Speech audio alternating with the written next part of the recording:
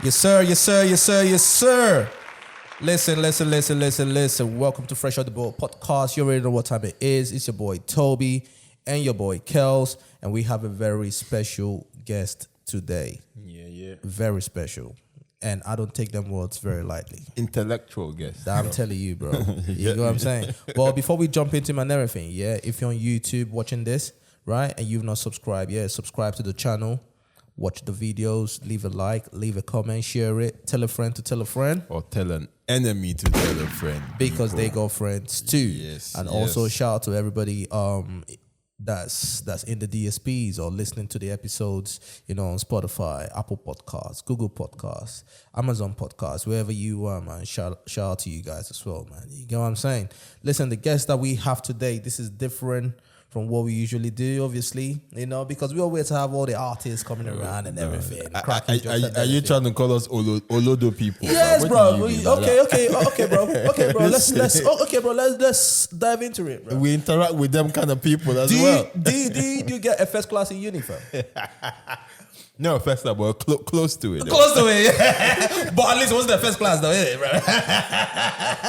You know what I'm saying? Yeah. But yeah, man, listen, the man that we have here today, man, you know what I'm saying? I enjoy his books, right?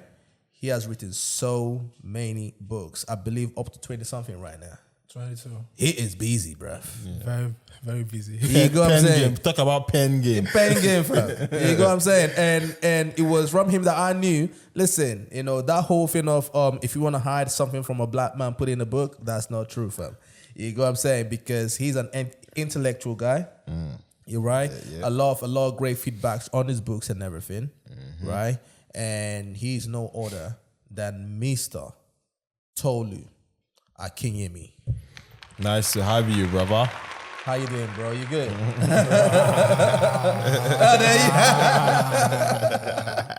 How's it going? All right, though, yeah? Yeah, I'm very well, thank you. Yeah. You probably might have to speak into the mic and everything. Yeah, great to be here. Oh, man, thank you for coming through, man. You know what I'm saying? Listen, I was reading your book the other day. Yeah, and the book that I was reading was The Love Poems. Yeah. No. Right. First of all, but you're going straight into the book. Hey, man. We listen. need to meet the man first. Okay, all right.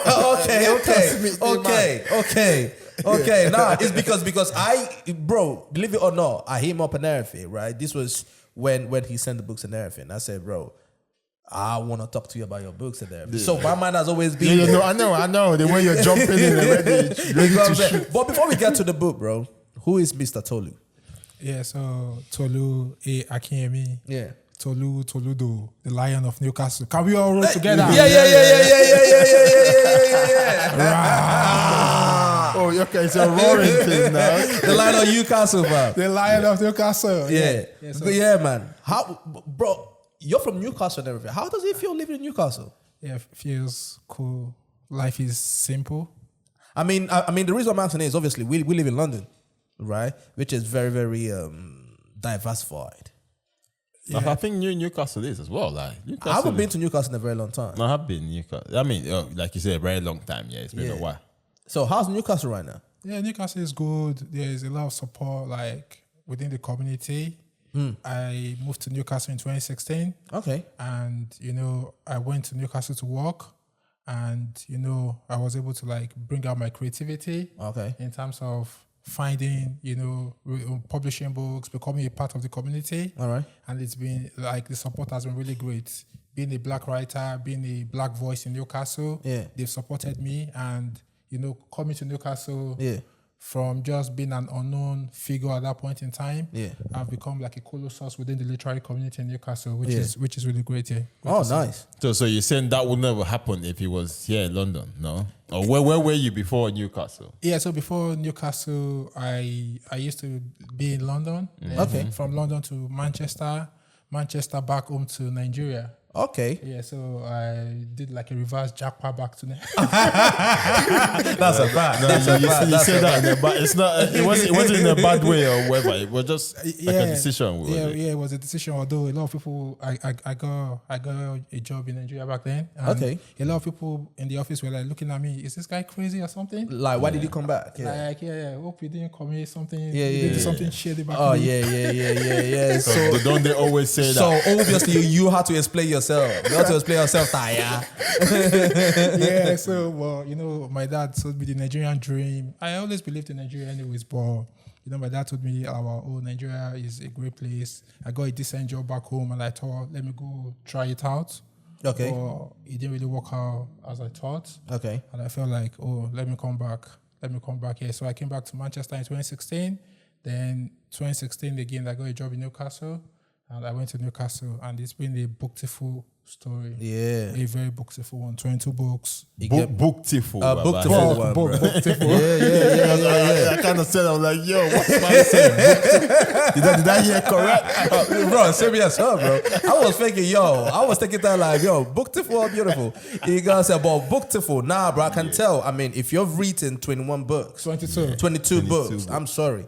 You get what I'm saying? I mean, that is amazing. Yeah. That's amazing. But let's go back to the beginning and everything, right? Is it what you've always wanted to do? Like, is writing, has that always been your thing?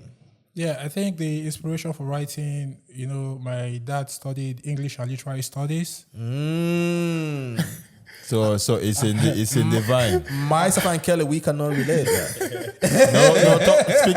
Speak for yourself, please. Kelly, did you get A in English in school? But next to A. What's next to A then? B, but I got about listen, my English language is top notch though. I understand. I understand. I can hear you. But I'm talking about in school. Did you get A, B, C, D, or F? No, come on, B. English B in Igbo language as well, bro. Is it? Yeah. Are we gonna see your result? Yeah, if you want to, I'll send you. I'll give you the link. Yeah, but we should, no, it's not me to the fans. No, they're not gonna see it.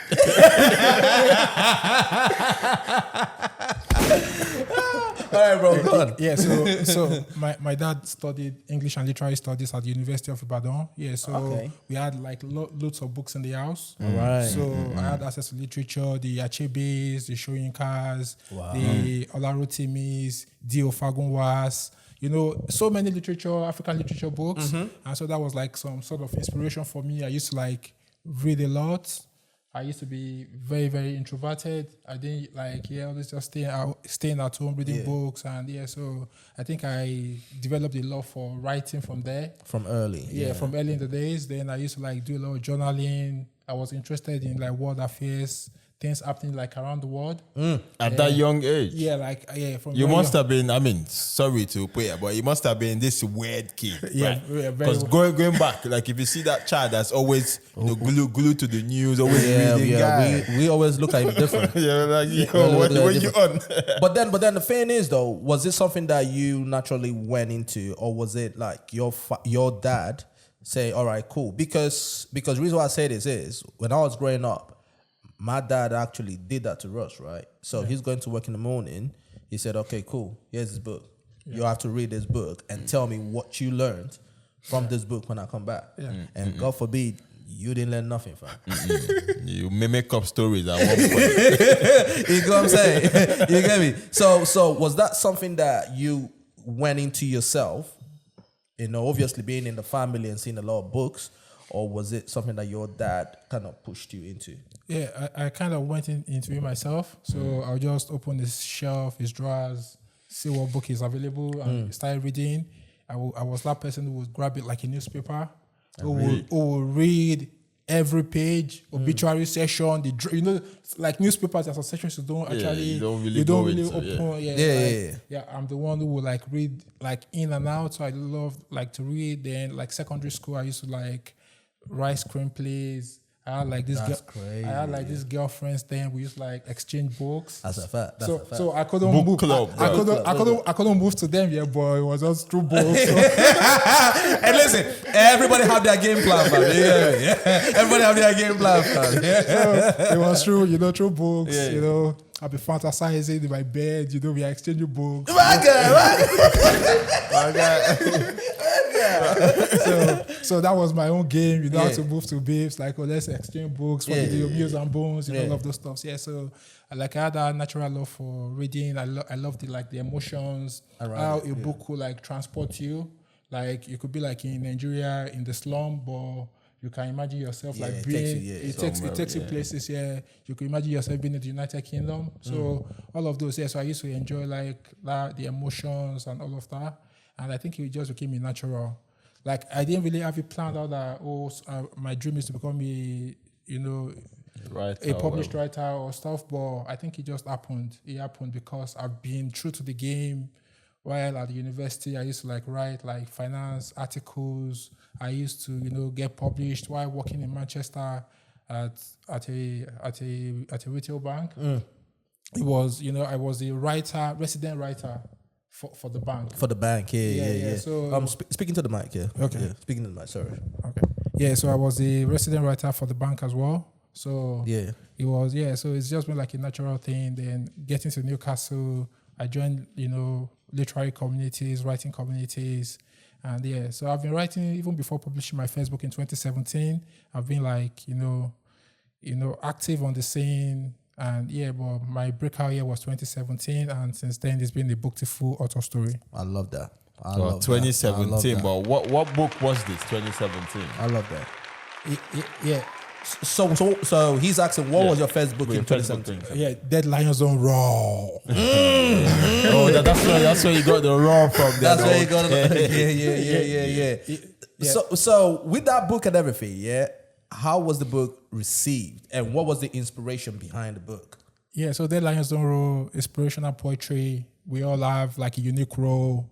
Fresh off the boat podcast, amazing stuff.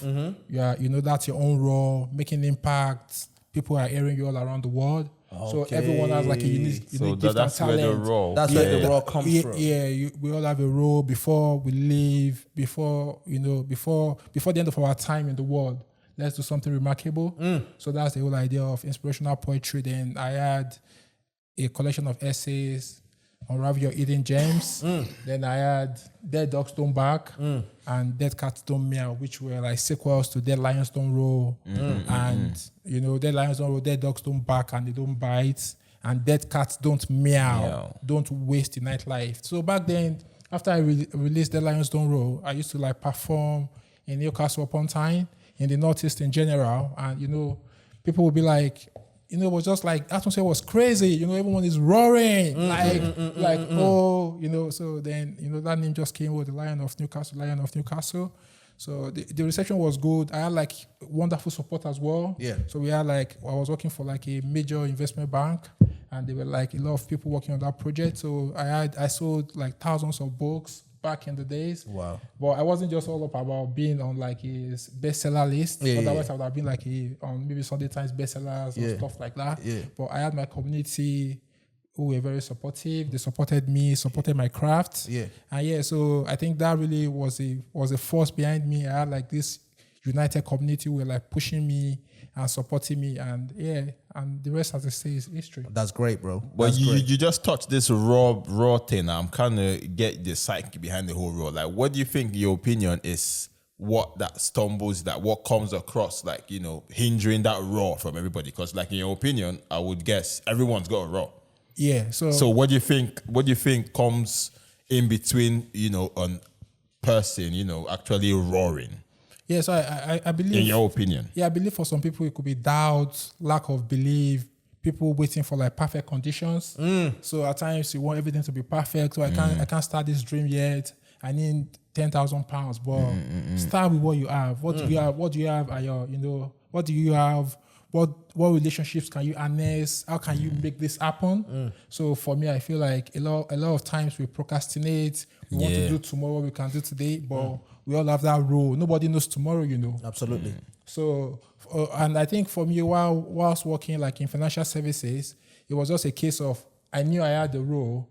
I thought like, if I show that, I'm a writer, my chances in the workplace might be limited. So I felt like, let me just hide this gift and talent. All right. Really? That's crazy. Yeah. So you know, like, you could be doing your stuff and I feel like, what would these people think? It might not be good enough. Kind of thing. And also, they themselves, you might be thinking that they are looking at it as a distraction from the job as well. Yeah, they might see it as like a distraction. Or would they focus on the job, or would you be like, would you have that kind of like ability to like manage all your priorities at the same time? At the same time. So, but I just felt like, no, I don't really care. I have to do my own thing, and so I started doing my thing. In the workplace, I had that support within, in the workplace as well. Yeah. So that was really good. That's amazing, bro. I think that's a plus. Like, 'cause That's amazing. that is a plus. It's good when you have that support. Yeah. You touched on, people waiting for the right time, the perfect condition and everything, yeah? What was your situation like when you were writing your first book? You get what I'm saying? Like, was it the right time at the time? Was everything perfect for you? Or did you say, you know what? I've got this, I've got that. I can harness all this and try and make this happen. How was the process around that time? Yeah, for me, it wasn't perfect. Like, the conditions weren't perfect, but I felt like I had to do what I had to do. So, it's about time I published this book. Yeah. I've seen people like not really like downplaying anyone's effort who were not like probably as good as I was at the time. Yeah. And who had gone on to publish and they were like, this inspired me as well. That if this person can do it, then I can do it as well. So at times you don't really have to wait for all conditions like to be perfect. Just have to like do your own thing, make it happen with what you have. And at that time I just published the first book. I did the book launch. I had like, a lot of people supporting me, performed in a lot of spaces. I got like invited to so many places to come and perform as well. Okay. And so it became really beautiful. When I got to Newcastle, I had people that I was looking up to, and they were later came back to say, when you came in, we knew you were looking up to us, but now we are looking up to you. That must be a very good feedback. That's it, bro. So life is booktiful right now. Yeah, I love that. I love that. What is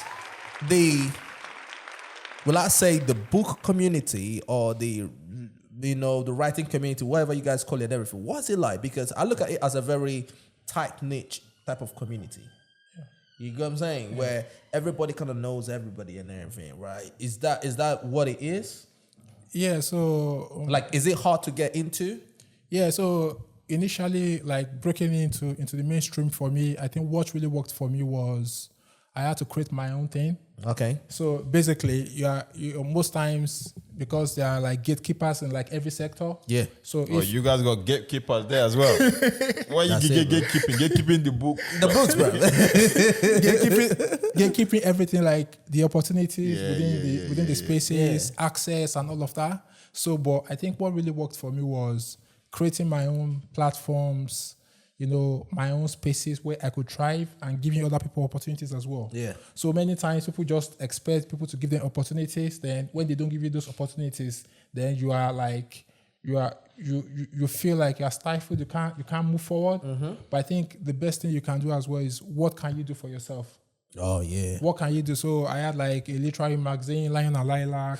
I created my own publishing imprint as well. Oh shit. The Roaring Lion Newcastle, where I published like other authors as well. Oh shit. So I think that really worked for me. That really helped me. So I don't really have to like wait for depend on anyone to help me, give me opportunities. Come and publish my book.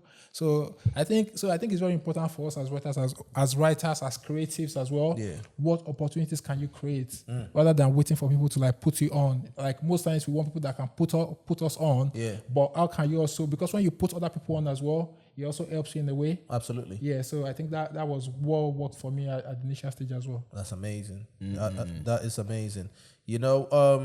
In terms of your books and everything, right? Because when I read your books, it's very creative and all that, right? Where do your inspirations come from? I love that question. There's many inspirations. Many inspirations. You got me. Where do you inspire? Because for example, if you're speaking to an artist and everything, right? So some artists, their inspirations come from going to the club, some going to the strip club, some going to the beach. You get me? Some is women, right?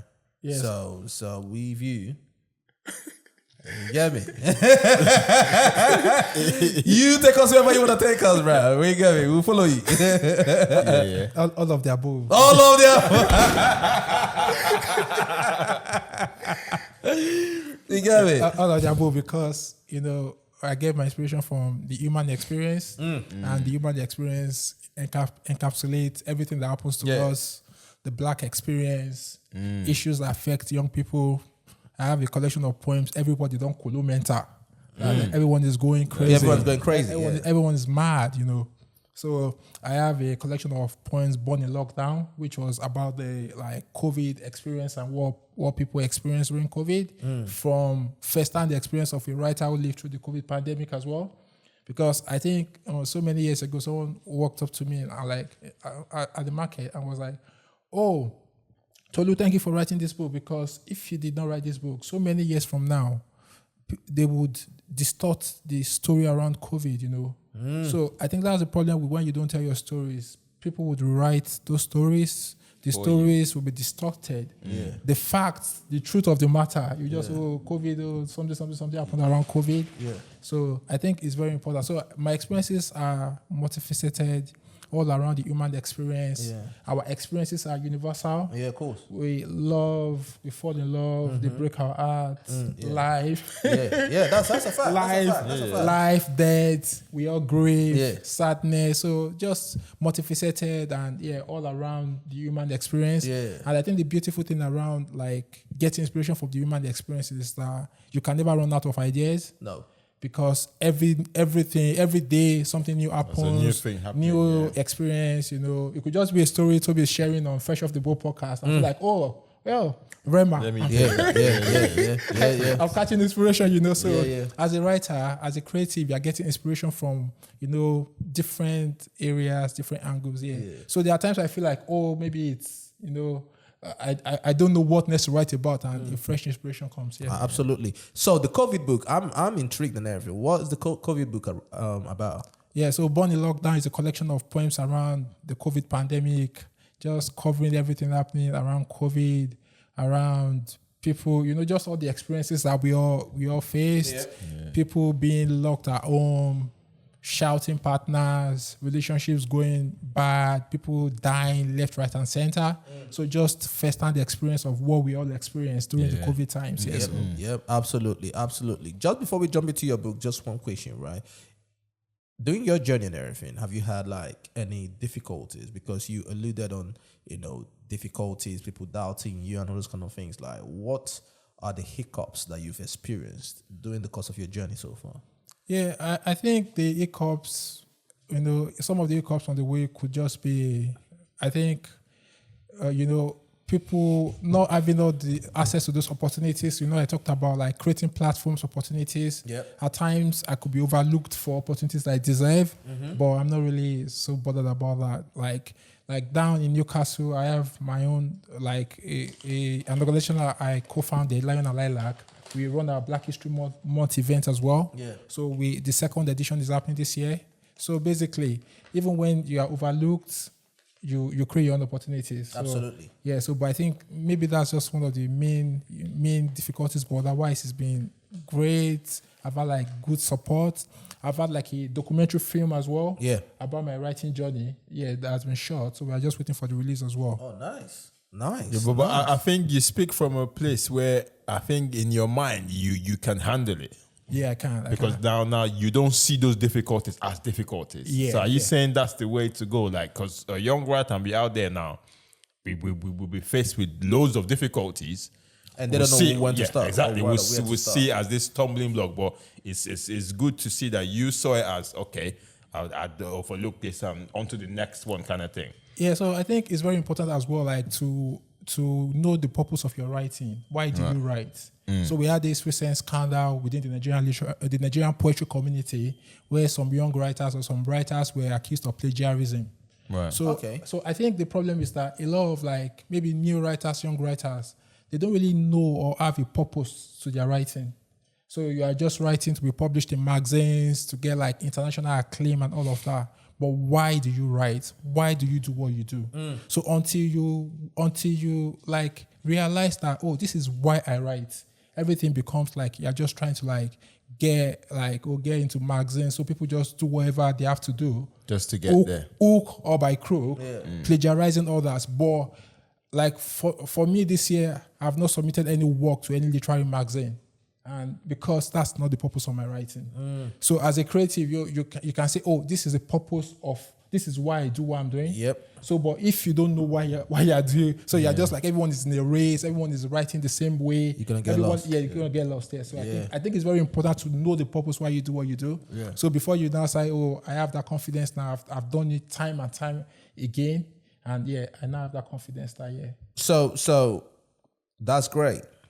I'm gonna ask you this, right? Coming from someone who knows nothing about writing, like books and everything, do you get more respect if people know that you are actually the person that wrote your books? Is it like a big deal, or can you get someone to write your books for you, and maybe you tell them what to write or whatever the thing is, or they can even write it, but because you're popular, they'll be like, hey, can we put your name on this?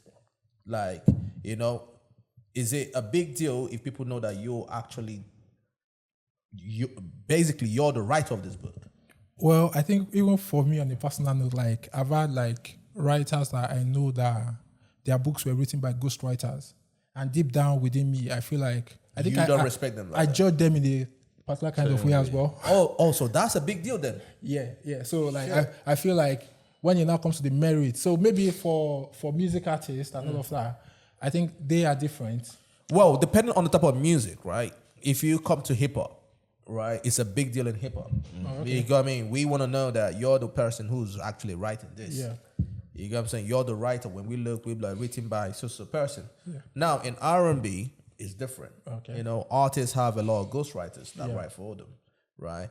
In pop music, the same, right? In Afrobeats, for the most part, same, yeah. So I guess it depends on what type of music you're into. But I didn't know it was a big thing when it comes to books as well. Yeah, so for me, I just feel like the merits, like that literary merit that, it's not really your creative thing. So, but a lot of people use ghostwriters. But for me, if I know you are the writer and you wrote the book, you earn my respect the more, because it takes a lot of creative ingenuity to create things out of nothing. Yeah. Because today we talk about 22 books, but at some point these were just like ideas. A dream, innit? Yeah, just a dream. If I didn't, turn that dream into reality, they would just remain in the realm of dreams and we won't be sat here today. Absolutely. Yeah, true. So for me, anyone who has, taken that time out to write, and I know that they wrote it, then they have my respect. No, but paint this picture for me. Like, say you're a writer now, and then you get ghostwriters. Like, so what do you actually do? Like, so you say you know someone who's done it. So you just give them the summary of, okay, this is what we're trying to write about. So you guys, okay, go do the job. Just go do your thing, Oh yeah. Yeah. So some they've paid. Some may not even know what they want to write about. They just pay the ghostwriter to do everything. And maybe if it's like an autobiography or stuff or a memoir, then you just give them some notes. They flesh it out. But memoirs, to be fair, though, memoirs, and they can. I mean, it doesn't really matter who's written it. Yeah. I don't know. You tell me. That's what I think. Yeah, I'm writing my memoir now. I don't think it should matter anyway, because the whole idea around memoirs, autobiographies, the person who is commissioning the work will give out the meat of the matter. Exactly. So the ghostwriter can go flesh that out. But I think there are so many books out there written by ghostwriters. A lot of successful. No way. Successful books. So a lot. All the so many books. But then, is it easy for you to say, right? Because I'm a very objective person, right? Because I look at it as, if you're obviously up here right now, right, and you're very busy, you have all these commitments, you don't even have the time, right? And I look at you, when I hear you talk and everything, is it easy for you to say, yo, I don't respect them people, right? Because maybe, you're not in that position yet, right? That you don't have the time. You get what I'm saying? Because it's very easy for you as a quote unquote, know that you're starting or whatever, but at the level you're at, right, to sit down and create something and actually write. Then if you're all the way up here right now, you're traveling around the world, you don't have the time. It's very hard for you to actually sit down and write, right? So for the most part, you probably might have a bunch of ghostwriters or a bunch of people bring ideas or bring books to you and just want to stamp your name on it. That's a valid point because at some point when you're successful or very successful, it's very hard. Yeah, it's very hard. Yeah, so I think it's a valid point, but I think it's whatever works for you. Yep. So if you believe like you want to like do the work, create your materials and everything yourself, fair enough. And if you are very successful, maybe a president of the US and you want to write a book, you don't have the time. Yeah, you get people to do that. You get people to do that for you. So, but I think maybe just the way my own perception is based on my own, maybe just this community that I am in at the moment and seeing people create the work themselves, I think is a thing of beauty. But I think it's all about like perception, then when people grow as well. So I could, Tolu talked about this in 2024, maybe 2050, I'm also using ghostwriters. Time's changing. Time changes. So things could change in the future as well. Yeah, but I think I just derive like great satisfaction, like creating my own stuff, creating my material, because there's that like originality of voice. When people pick up my book, Tolu Akinyemi wrote this. You get where I'm coming from? They know it's you. Yeah, they know it's your signature. It's your handwriting. It's a handwriting there. And this, but by the time it goes to like different ghostwriters and different voices, you people would also know that it's like either his writing game has changed or maybe ghostwriters. Kels, you brought up something the other day regarding AI. Yeah. Do you want to ask him then? No, what did I say? Right? I think you were saying about, because we were talking about his book and everything, right? Do writers use AI? Because AI is a big thing right now. Yeah, I think it's something some writers, even I think on Amazon now, they ask, was this book created by AI? So that's a question you like have to answer now. Like, so. Oh, is it? Yeah. Or like a criteria you need to check like a check question like you have to answer now. Was this book created using AI? Are you serious? Yeah. So it's a big thing right now. And I mean, but what you see as in AI as a tool, is it good or bad in your opinion? In your space now. Yeah, for me, I think he wrote like. Yeah, I think it's good. Every new idea, technology has its own good and bad sides, but I think he erodes like creativity in a way. Yeah. So because anyone can just put something, go in there and just produce a book. So it waters down like the creativity process. Effort of genuine creatives as well. Yeah. But people also people would see the benefit of it, like being able to achieve more in a short period of time and all of that. Like less effort and quantity over quality. I mean that's where it is. You tell me if I'm wrong, but yeah. Yeah. So quantity and so at the end of the day, every technology, every new advancement has its own benefits and disadvantages. But for me, I think I'm more of like old school. It's the old school with it. You just want to sit down and write. I just want to write my thing. That's crazy though. Because this AI thing is a big thing, right? It's a big thing. Like I think you hear people even in the comedy world as well. Because I look at the book thing, like as you're talking right now, I look at it as the comedy world as well. Like in comedy, it's all about what's up here. Like you have to it has to come from your head. Yeah. They don't give you respect if you have ghostwriters to write jokes for you and everything. or if you got AI or something, right? But then these days you see some people quote unquote cheating. Yeah. Right? Using AI to do whatever and everything. And they get all the accolades and that. Because you're saying that Amazon asks a question, was this written by AI or you? What if I wrote it with AI, but then I take it was written by me? How are they gonna know? Yeah, so I think the reason I think for me basically around AI as well, it's not really original. Like of course not. Yeah, it's not. But then again, you cannot be flagged up for plagiarism though if you use because there a way where AI can copy another AI and then it's you play? I mean, I don't know. I'm asking for real. It doesn't happen, innit? That's a valid question. Yeah, but for me, like there was this time I was trying to like get a job as like a programmer for an AI tool, and they were like, "Oh, write like original stories and stuff." So I feel like humans are still like behind the programming, programming as well. So all these things are also like copied into programs and from daily interactions, and they keep improving and everything. But I think even online at times you see like some responses or messages people send that that were written by AI, and people know that this is not original. When it's AI, people know now. People know like, oh, this is because there's many grammars, bro. many grammar, no head, no tail, you know. Bro. So people kind of know. So you could write a book with AI, and people are like, oh, what did I just read? Yeah, bro. If somebody writes me an email, I can tell if it's AI. Because bro, the way it's the way they write it, the grammar and everything, the way you can tell, bro.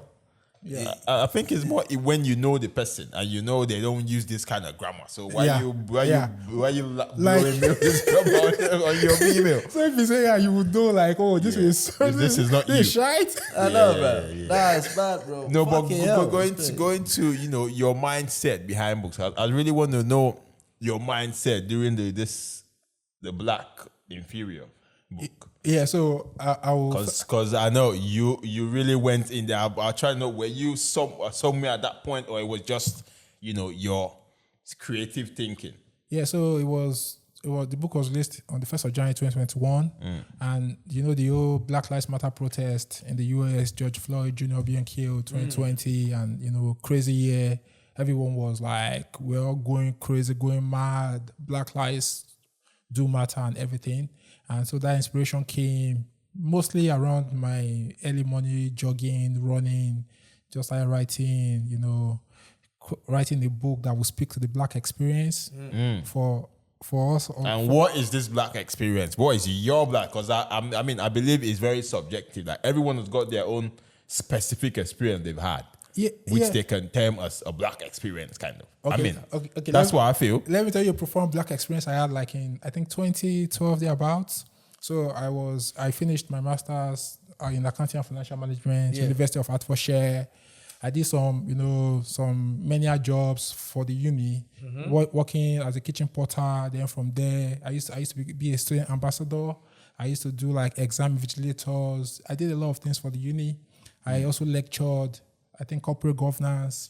I was paid for that. I was so excited. Like, finish masters, getting the bag, poster boy sort of stuff for the uni and everything. So I got a job like assistant administrator with the uni, 3-month gig, like on a part-time, like what's it called? On a part-time fixed term contract, So then before the end of the 3 months, they advertised the job. Yeah. The job that I was doing as a Black person. I got the news that I was unsuccessful for the same job I was doing. You've been doing for I've been getting accolades. I've been getting like applause. Possible feedback. From my boss and everything. So when they broke that news to me in the office back then, I started crying. That's great. I cried like proper wet. Like when they say Jesus wept, I wept. Why did you weep? It was he needed it. I needed to just I needed to detox because it was crazy. The job that I was doing excellently well was taken away from you. Given to a white person. I was running mad. They all came. Everybody in the office came to sit down with me to start so that was like. That was the crazy. That's tough. So it made you feel some type of way. Oh, it made me feel crazy. Like, so basically, then the next week, that was why I left the university sector. Okay. I went into financial services. So you just said something right now. I'm just gonna throw you out of a cover, fam. So you said that the job that you worked hard for and everything, boom, right? Good reviews and all that was given to a white person. Would you not have felt a type of way if it was given to another Black person? Or was it the fact that it was given to a white person? Well, irrespective, I would have felt bad. You would have felt a type of way? Yeah. Oh, okay. Irrespective, I would have felt bad, yeah. Not just the fact that I was a white person, but I would have felt no matter who it was, No matter who it was, but maybe I would not have cried. But the fact that it was a white person, that was the reason why you cried. The fact that I was you see, you get me? I was going somewhere, pal. the fact that I was like moving mountains for these folks. Yeah. So, but I think about a week, 2 weeks after, they came to me to say, "Oh, we are going to offer you like a different role come with a member of the trade union to come discuss terms, all of that. But I told them, no, I'm out of here. Thank you. You guys have lost me already. You've lost me already. No, thank you. I'm out of here. No, but this is true though, because they do this stuff. No, it happens. Where you feel like you're very, very capable of doing what you're doing, and then they go around just bring someone over your head, someone that has to now learn from the scratch again. It happens. Yeah, that is normal procedure, bro. Yeah, shit, bro. I was vulnerable. I cried. I proper everyone came like about. I proper cried. And I think it's okay for men to cry as well. Yeah, of course. Yeah, it's okay for men to cry. I mean, it's easy, bro. I think Kelly might probably disagree with you, bro. Ain't it, Kelly? No. If you got a reason to cry, have you ever cried? Of course I've cried. Okay, have you ever cried in front of people? In front of people, like people. What do you mean people? People. Strangers and that. No, people, strangers. No, I'm not crying in front of Why? strangers. Because I don't know. Like Ego in it. Yeah, well, I'm not going to deny there's a bit of where you're saying, yeah, man, I shouldn't show weakness and whatever. And I know it's all right to show weakness. There you go. But in my head, I don't want to show weakness. You don't want to show it, yeah? Yeah. But why is that, though? It's not my fault, though. Yeah, it's ego, no? Society, maybe society. It's society, yeah, bro. like the book Infant of Silence. So that that book also talks about like issues. The stories about men in relationships and the issues they face. Yeah, bro. The Infant of Silence. Real men don't cry. Men cannot be raped. You are lying. How can she beat you? Are you not a man? Women and children first. Be a man. Bro, this is crazy. Did that come from a personal experience? I've got to ask, though. Yeah, so I would say both like personal experience and experiences from people around. Yeah. So I wouldn't just say, oh no, it's not. Because within fiction, you find the truth. Yeah. That's a strong point. Yeah, so fiction, you'll see like, the truth. So most times, this is fiction, but there's some truth in it. You're picking one or two shit from your own experiences as well. Bro, I mean, when I look at this and everything, right, these are all tags that have been put on men and everything, right? Because I'm not going to lie, the one that kind of stuck out to me is men cannot be raped, you're lying, right? I say this as a joke all the time. We say this as a running joke on the podcast and everything, right? If Kelly walks in through that door, and say, bro, I was raped, I'll probably laugh. I'm not gonna, bro. Wouldn't you laugh, Kel? Yeah, no, I mean, you've got I'll look at him like, but what are you talking about? What the fuck are you talking about? Like a big man like you. Yeah. You know what I'm saying? Like it's something we just don't think that it can happen to a man. Yeah. You know what I'm saying? But there are probably a couple men, out here that have been surprised. You know what I mean? They have been surprised and they were, you get me? But the thing is, when we hear that it's happened to a woman, we immediately justice for the emotions flip. You get me? But we never really look at that when it comes to men, when it happens to a man. So when I look at your book and everything, this is all true. Real men don't cry. We literally just talked about it right now. Yeah. I asked Kelly. But then thinking in my head, bro, I can't remember the last time I cried. Mm-hmm. You know what I'm saying? Yeah. I felt sad. I felt bad and everything. But I'm going to die, bro. Fuck that. You know what I'm saying? Like, that's how it is. How can she beat you? Are you not a man? Bro, believe it or not, I've seen a guy that a woman beat up, bro. Yeah. I've seen it in real life. Bro, she fights like a man. Yeah, but those are rare cases. I mean, I wouldn't say... I don't know rare cases or not, but I've seen it happen. But it happens, yeah. I've seen it happen. Yeah. I mean, I've said rare cases is people will admit to it. Now, it might happen. Of course, you never would. Yeah. You agree? No, I'm not going to come out and tell you, say, my woman, they beat me or no. Now, you will never hear that from my mouth. Now, where is that? Now, I want to turn this into, like, where were you? Like, what kind of message were you trying to put out there with this inferno of silence? Yeah. So for me, I feel like you rightly mentioned, men face a lot of issues, but they don't talk about it. Absolutely. Because men don't have those safe spaces. No. They say, "Oh, are you not a man? How can she beat you?" So you can't tell your guys that, man. My woman slapped me. Yeah. Because they say this guy's a weak man. Yeah, exactly. Then they judge you wrongly. Yeah. So it's just a book like for men to see these experiences. And the thing is, sorry to cut you off. Even when you do, the first question your boys are gonna ask you is, "What did you do?" Yeah. And if you say you didn't do anything, you'll be like, oh no. What did you do? It's always our fault. Yeah. What did you do? Yeah. What triggered it? What led to it? Yeah. Yeah. So I think for a lot of men, they don't have that safe space. A lot of men are like in the inferno of silence. They are dying in the inferno of silence because men don't want to talk. That's true. If I tell my guys that this is what I'm going through, I'll be laughed at. my woman, they shout on top of my head every day. Yeah, bro. See your guys now. See the kind of cars they are driving. Go and double up. Go and hustle, Yeah. But you can't tell your guys that this is what you're facing on the home front. You get. So I think it's just a book to help men to understand and to help society as well to understand that men face real issues. Oh my God. And it's very important for us to start talking about it. Bro, the pressure that men face, yeah? I always tell people this, and they think I'm lying. When a guy is, if a guy is broke, the guy is thinking, bro, how am I going to just get money? What can I do and work and get money, right? Most women, when they are broke, at the back of their mind, they are saying, I've just not met a man who can take care of me. Yeah, 100%. So they've got that cushion to fall back on. They always have that cushion to fall back on. Yeah. You get what I mean? They'll always know, all right, cool. If I step outside and maybe move a certain way, do a certain things or whatever the case is, bro, I'll be all right. Men, for the most part, you either have to go into crime or something. Yeah, 100. You get what I mean? Which is obviously going to lead your life into wherever your life will go to. You get me? So men face a lot of pressure. Yeah. Even from other men. You get me? You have a girl, your girl is looking at her girl and seeing the way her man who's got money is treating her good. She's looking at you thinking, bro, what a bum I'm with. Yeah, You know what I'm saying? Do something. Do something. Now you yourself, you're stepping outside. You're looking at your other men, the other guys, whether you're friends or not. They are pressuring you too. You get what I'm saying? Yeah. So the pressure's coming from everywhere.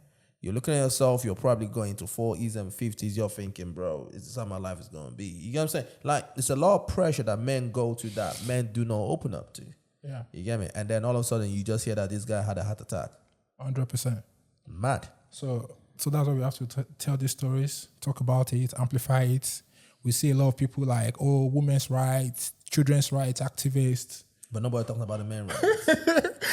We are the men's rights activists. Yeah. So They're there, but they're not just loud enough. If you say you're a men's rights activist, like, man, I'm gonna get a job. But the men are okay. They call you what's the word? Misogyny. Right? Yeah. But but then at the same time, people can now say, but men, we are out here to protect. We are protectors. But I think the dynamics is also changing as well. So, with the times, equal earning power in this generation. So, if you circle back so many years ago, the men would back home, say like Nigeria, the men would shoulder almost all the family responsibility. But nowadays, there's a lot of parity within the home front. Yeah. So I think also men are coming to understand that that protector, they are still protectors, but they have to understand that being that provider 100% might not be the thing, because everyone, what are you bringing to the table? The man is bringing something to the table, the woman is bringing something to the table.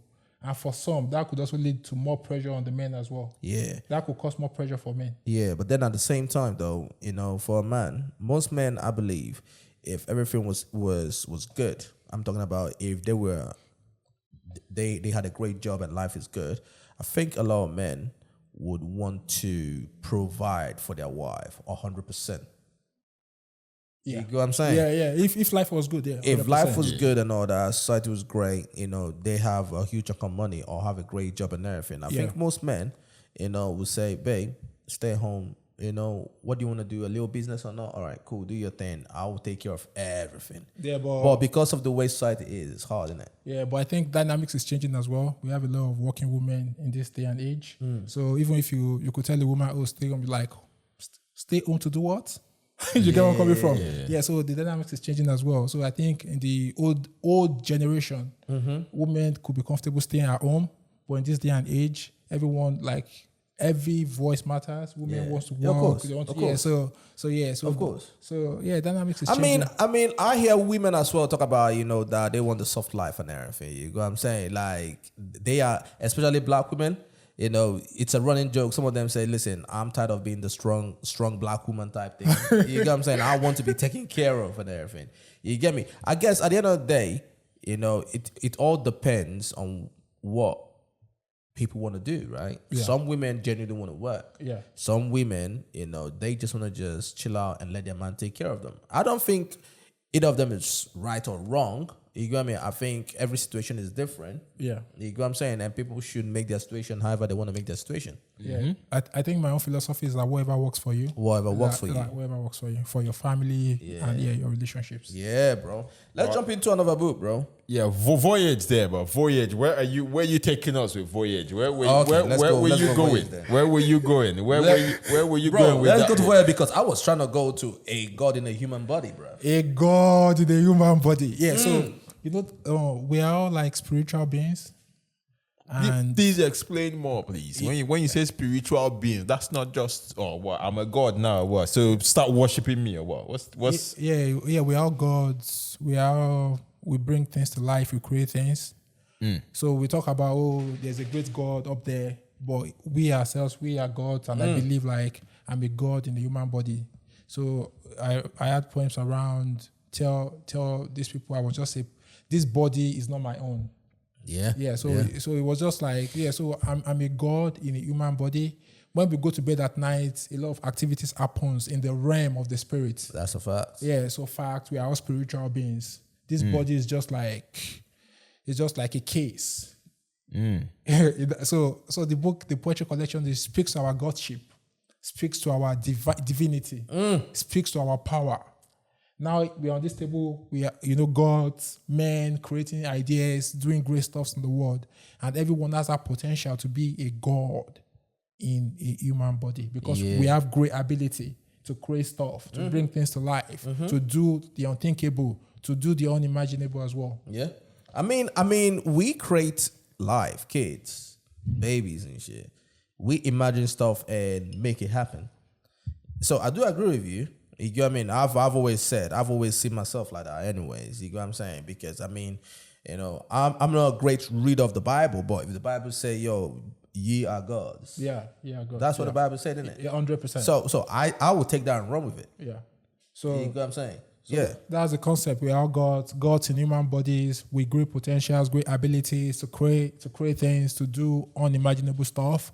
And I've told, like in the book, tell them I'm a god in a human body. I'm a god. Just transversing this. Proclaim it. Yeah, proclaiming. Let them know that there's a God who inhabited this human body. Yeah. But where does that come from though? Because I'm intrigued to know where are you drawing from? Like what's your spiritual system? Like what do you believe in? So is that coming from Christianity, Islam? Where is that? Where do you draw? No.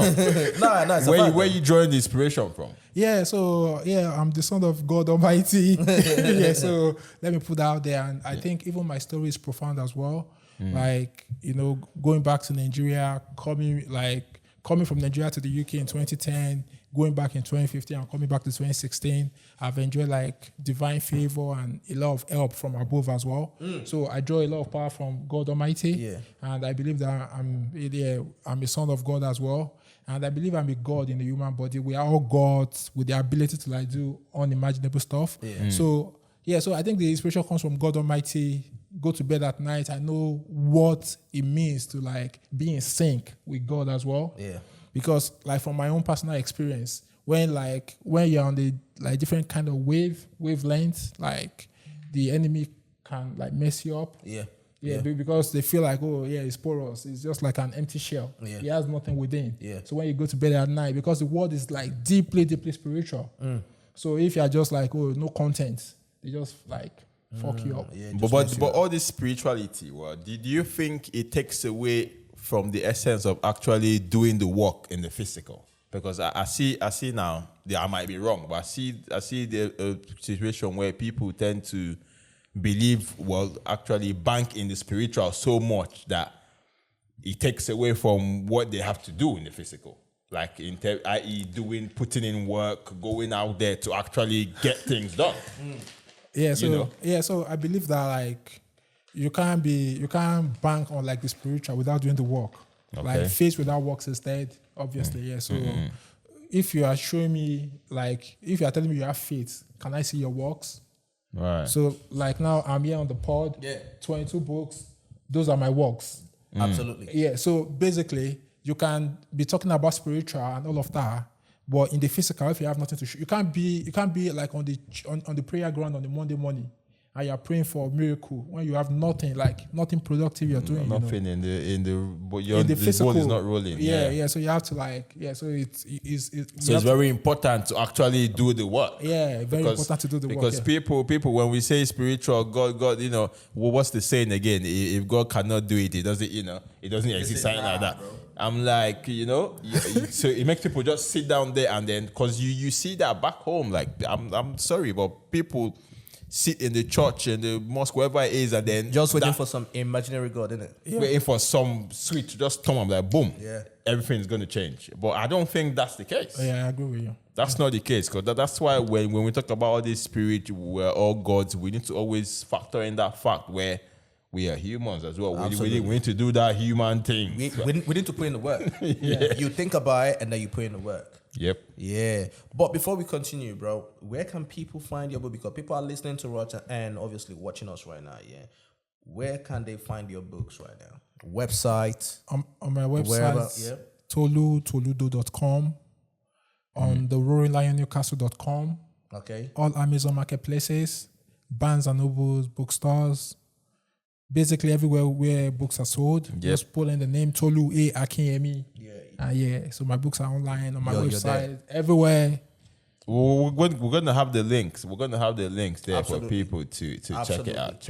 Absolutely. Have you got more books coming? At the moment, I don't like. I feel like I've peaked in a way. So I feel like I've peaked. That is crazy. I mean, let me please explain, because to say that would mean a lot. Yeah. So what do you mean by you've peaked? Yeah, so I feel like I've reached the top of my game and I'm just like taking it slow now. 22 books. Although 2019 I was on 4 books. I had a book tour, multi-country book tour, United Kingdom and Nigeria. That was if this was my last book at the launch of Dead Cats Don't Meow.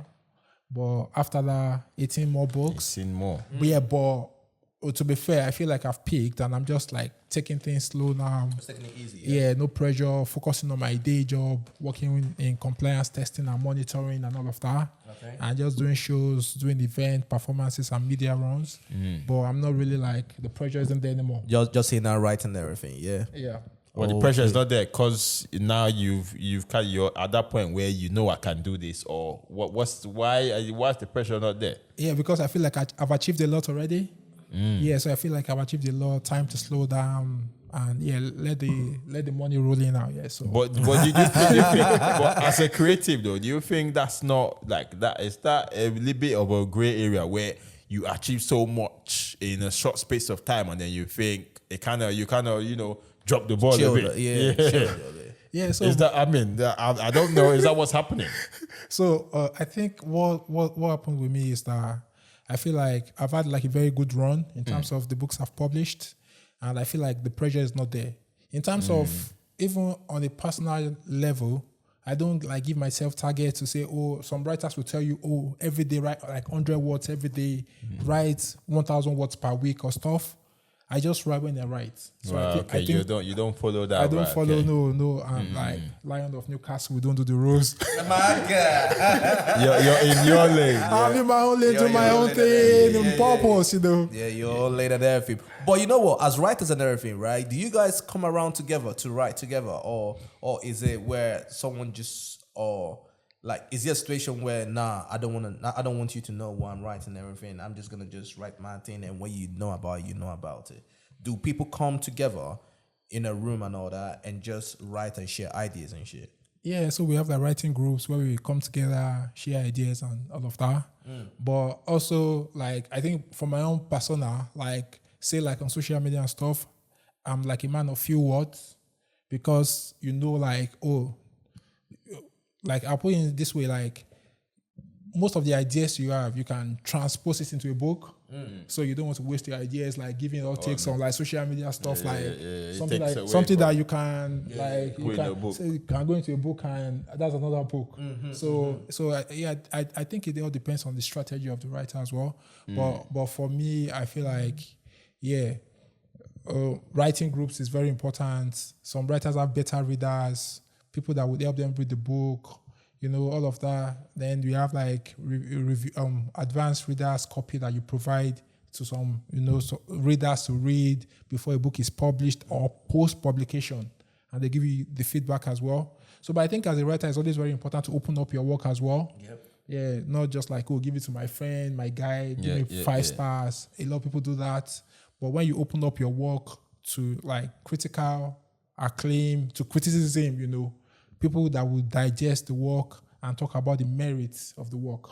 So when you talk about criticism and that, right? How do you take it when people criticize your work? Because artists, for example, in music, you always see artists getting their feelings when people talk about their music and everything, right? Especially if people say, oh, no, that was not too good or whatever the case is, right? So as a writer, when people read your book, right, do you see it as, okay, that's your opinion, or do you get your feelings around it? I think in the early days, I had like 1 or 2 reviews that like kept me on the edge, like you see, like you read the review and it ruins your day, but I think I've grown past that, and I feel like not everyone will understand the book. Not everyone will get where you're coming from. And you can't like be explaining to everyone to say, this is what I'm trying to say. This is what. But I think the major issue that I have, like, in terms of, let me talk about poetry. There's difficult poetry and there's accessible poetry. Like poetry written like difficult in easy to understand language. Okay. And some school of thought would, if you, like my writing is mainly in accessible language, and there are some school of thought that, because you write in accessible language, they diminish your work. It's not difficult poetry. But as an economist, coming from a background of economics, knowing that there are various schools of thought in economics, there's a generally acceptable theory around economics, and we have various other schools of thought. I see that it's very wrong for anyone to wake up to say, because your poetry is not like in difficult language, then it's not that good. There was this review criticism of one of my books that were like, it was following in the footsteps of Maya Angelou for Black Does Not Equal Inferior, Langston Hughes, and a few other writers, but because of the language, we cannot put him on that same pedestal. Come on, put me on my pedestal. I deserve to be there. I deserve to be there. Talk your shit. Talk your shit. I deserve to be there. Talk your shit. I've done the work. So praise the one who's done the work. Don't say, don't try to take away from me. This book is perfect, 100. But because it's an accessible language, and because who told you that is what? So, but for me, I feel like even where criticism is all about what's worked and what's not worked, I still share it. I'm not like, it doesn't get in my feelings anymore. To say, what if someone says stuff about the book, what I've done, it's because whatever you've written, it gets amplified. If someone gives you positive review, people will read it all around the world. Yeah. If it's negative, people will still want to check it out. Absolutely. So there's nothing like a bad review.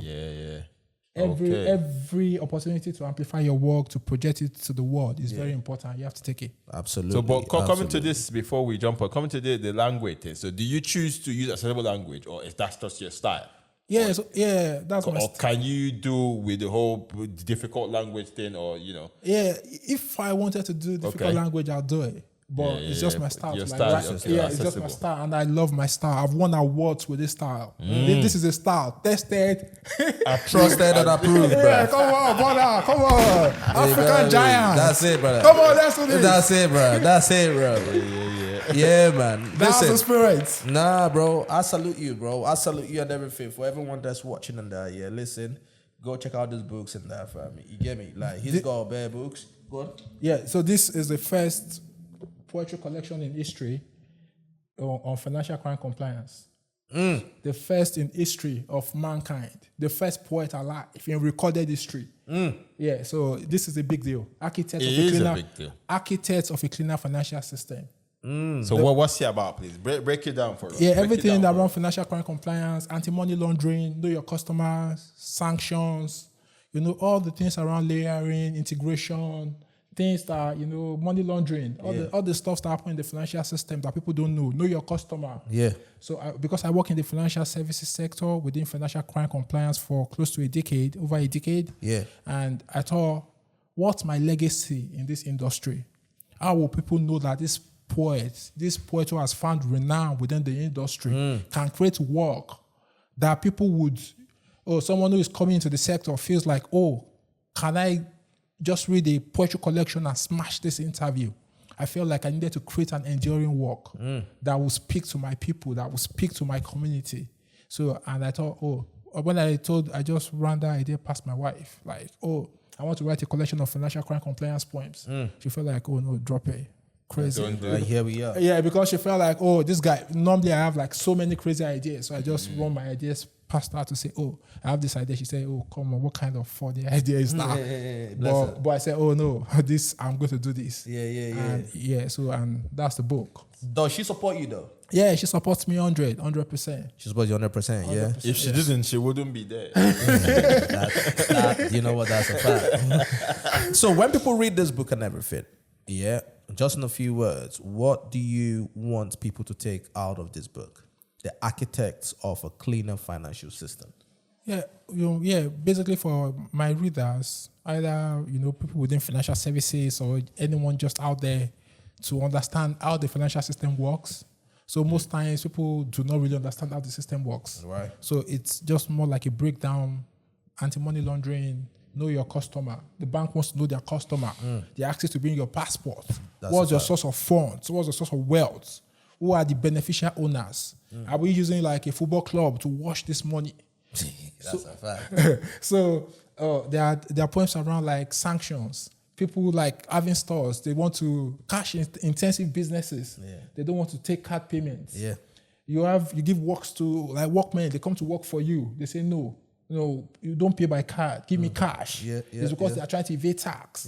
So we talk about these things. We talk about taxation as well. So all that information is in that book, yeah? Everything. Listen, go and pick this book up, man. Yeah. You go what I mean? If you don't want to be out here being food, you go what I'm saying? If you don't want to be a victim, man, go pick up this book. Whatever industry you're in. You go what I'm saying? As long as you're handling money, you're dealing with people, you have a bank account, innit, bro? Yeah. There you go. And if you want to get a job as well in financial services and you want to understand financial crime compliance, get this book right now, The Architects of a Cleaner Financial System. The link will be in the description box, and also it is going to be on the screen, the website. Go on there and obviously check it out. On the Train to Hell, in a few words, what does this mean? Because I'm looking at it right now. It says, On the Train to Hell is a collection of poems that explores themes of sadness and grief, the turbulence of life and death, and love and loss. What does this mean, bro? Yeah, so it's a collection of poems that explores themes around sadness, grief, death, and all, issues that affect us. We all experience sadness. We all grieve our loved ones. And I think the inspiration was on Dr. Chinelo Megafu on the train coming. She was supposed to come to the UK, a medical doctor, and the train was hit by a terrorist bullet and she was killed. Yeah, so that was inspiration. I also wrote a couple of poems for Deborah Samuel, the young lady that was killed by for blasphemy. She was killed for blasphemy in Sokoto State as well in 2022. Yeah, so on the Train to Hell explores themes around sadness and grief and all the turbulence of life and death and the myriads of issues around that as well. That's a fact. No, before we go on, you see, like you specified in poetry writing, right? Poetry, prose. So I've written like children's literature. I wear self-confidence like a second skin. I am not a troublemaker. If you have to be anything, be kind. And those speaks to like self-esteem and self-confidence issues, and also helping children, amplifying the message that kindness is very important from a very young age. Because now we talk about issues around racism in society, but when we tell our kids that it's important to be kind, irrespective of the color of your skin, then they begin to get that message. When we tell the children to have self-confidence, wear their self-confidence like a second skin, very important message to tell them, to help them build on their self-confidence and self-esteem as well. So short stories like Inferno of Silence, explore stories around Inferno of Silence, the title, Black Lives Matter as well, and a couple of other stories. And also... I saw one that you said Nigerian Lives Matter. Yeah, Nigerian Lives Matter. So because for me, I feel like most times we say, oh, Black Lives Matter, but even within Nigeria, a lot of Nigerian lives are being lost. So most times I feel like there's a lot of black on black crime as well. Absolutely. Yeah, so the fact that we all cry around, racism as well, the white people and all of the stuff happening around the world. But do we shout to the rooftops around issues that the colonial masters have left us, but we can't even like get it right with our own leadership. Yeah. So that's Nigerians doing it to our own people. So it's like crazy. That's mad. Yes. But what I was gonna ask about the poetry thing is there a reason why you've chosen to do the poetry route as opposed to doing like a full length? Like, I mean, you've done that in the Inferno of Silence, yes, but is there a reason for going to that poetry route as opposed to going through the whole fiction and books and writing a full book? Yeah, so I feel like poetry gives you that like brevity of language, affordable brevity of language. Like for me to write like a full length novel stuff, maybe I'm doing like 40 grand to 80,000 words and stuff. But poetry, I could, brevity, put out the work. Although I think the next phase of my writing, I want to focus more on fiction writing, prose writing and everything. Yeah. But I think what really worked for me with poetry was just that the brevity, shoot my shot quickly, get the work done. Yeah, so because especially being a busy professional with a 9-to-5 job, with a family, a lot of, performance, event here and there, conflicting priorities. What work can I get out quick, fast, sharp? Okay, that was the reason why you chose this, yeah? Yeah, you chose that. Then the inspiration as well, like the kind of inspiration coming, what I needed to do. Yeah, poetry was it. Was it for you? Yeah, poetry. Salute, bro. Yeah, man. It's been a good one. One last question before we leave. Who is your GOAT writer? I will pick 3. If you give me that liberty. Okay, yes, pick as many as you want, man. Yeah, so I would say Wale Soyinka, Chinua Achebe, and Bukowski. Yeah. For people that don't know them, you are sleeping on a bicycle, man. Go check out these gentlemen. Go check out their materials and their books, man. These are legends. People, right, we need you to start reading books. Because for some reason, do you find that black people do not read as much? Or what's your opinion on that? Yeah, so I think for me, like, we have this issue, like, if you want to hide something, like this saying that if you want to hide something from a black man, keep it in a book. And I think it's more of like a mix and match. A lot of like, from selling my books firsthand, having like a lot of black people buying those books. Okay. Some will buy, they never open the page. And some will buy and they read. People even tell me like, oh, we're reading. Like when they read, they're sending pictures. Their kids are reading. Yeah. So I think it's just so like, people are reading. So then. People are reading. It's just like a misconception at times. Exactly. I think it's a misconception too. I think that's what it is. Our people read. Our people read. We because for me, even my daughter, she's 8 years old. She's reading books. Like she's devouring books. So I think it's also the culture as well in the family. What like you talked about, Toby talked about like growing up as well. Thing, you have to read the book and stuff. So what culture? So if they are already growing with that culture, when they grow, it's easy for them to like. So, but I think before we go, I want to read 2 points from Voyage. Go on, please, go on, bro. Please do. Go on. Feel free. Yeah. So, Oh no, let me first put the first one about the black experience, black and unique. I think that one's very important. All right. Because we talked a lot about like, I wish black and unique from black does not equal inferior. I wish this can be your favorite poem. This words, ordinances, and creed is sterling light. I wish you can see the uniqueness of your black skin, its glory shining like a dark armor. I wish you can rise above the tides of it and the contraptions of oppression. I wish you can see through the dawning of each day that you are black and unique. I wish you can rise through the squalor of poverty and voices that watercolor you as underrepresented. I wish you can emblaze your name in gold and swim against every wave of it. I wish you can rise above the labels, false identities stamped on you. You are black and unique. I wish this can be your favorite verse. That was powerful. Yeah? That's heavy, bro. That's heavy. That was heavy. powerful. That's heavy. The second one. Yeah, so this one from Voyage, this one is a funny one. Caution. The sign reads, tread with caution. Don't date a poet or a typewriter, whether episodes or the brevity of language, poets spill things, and our little secrets could be news screamers. This affection is time-bound. There's an accident lurking. This love is on the knife edge. The road of love is slippery. Would you open your eyes and read? Would you open your eyes and read? Nah, you got some powerful words there. Me. You got another one for us? Yeah, go on. The final one, mortality. Yeah. And I think this speaks to all of us anyways. Absolutely. I've fallen in love with my mortality. Accepted its terms and conditions, like those who came before. One day, these beautiful chapters will be forever closed, told as a folklore, and I will be buried in Newcastle upon time, the city of my shining star. I will lay like a log, clutching at my books in solitude. The atmosphere will be thick with roars, intense like thunder, and poetic renditions. My tombstone will read, The Lion of Newcastle, a beautiful author story. A statue will be erected in my honor in my hometown. I have love for myself. I have come to grips with my mortality, and I no longer fear death. Powerful business. Powerful, bro.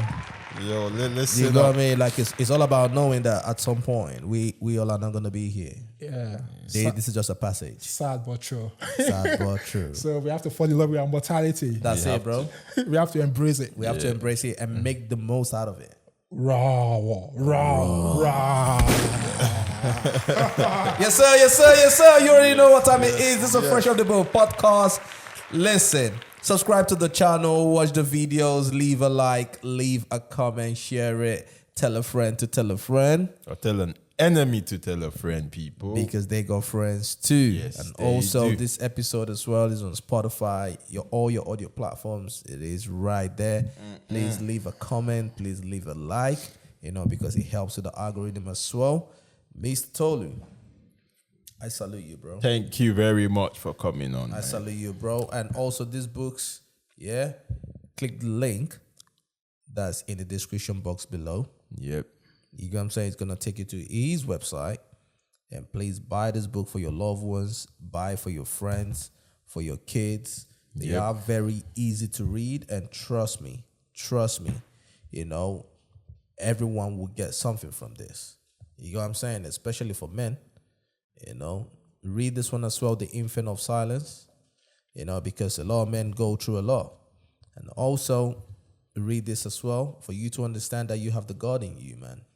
You know what I'm saying? You are more than what anyone tells you that you are, man. All these books are right there, man. And also, if you love money too much, if you don't want to lose money. Yeah, bro. If you don't want to lose money, bruv. Especially if you don't want to get scammed or someone. Listen, go and read this, bro. Architect for a cleaner financial system is for you. It tells you the principles of money, bruv.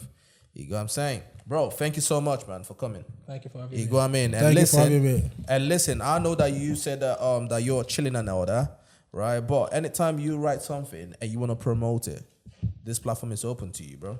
Fresh off the boat podcast. You already know. All right. Until next time. Yes. Peace Salute. out.